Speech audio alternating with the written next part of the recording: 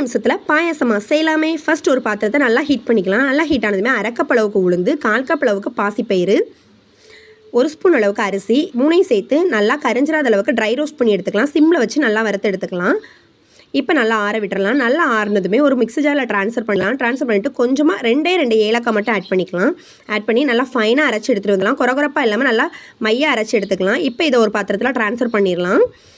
1 cup அளவுக்கு தண்ணி எடுத்து விஸ்க வச்சு கட்டி எதுவும் இல்லாத அளவுக்கு நல்லா மிக்ஸ் பண்ணிடலாம்.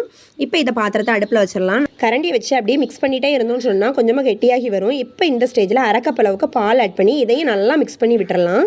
ரெண்டு சேர்ந்து நல்லா மிக்ஸ் ஆகி வந்ததுமே 1/2 கப் அளவுக்கு நாட்டு சக்கரை சேர்த்து நல்லா கரைஞ்சி வர அளவுக்கு நல்லா மிக்ஸ் பண்ணி விட்டுறலாம். நல்லா கரைஞ்சி வந்ததுமே பாயாச பதத்துக்கு வந்ததுமே இறக்கிடலாம். இப்போ நெய் ஊற்றி கொஞ்சமாக அண்டிப்பருப்பு கொஞ்சமாக தேங்காய் சேர்த்து நல்லா வறுத்து பாயாசத்தில் சேர்த்துடலாம். டேஸ்ட்டான சூப்பரான ஹெல்த்தியான பாயாசம் ரெடி ஆகிடுச்சு. பிடிச்சிருந்தா ட்ரை பண்ணுங்கள். நம்ம வீடியோக்கு ஒரு லைக் பண்ணுங்கள். Thanks for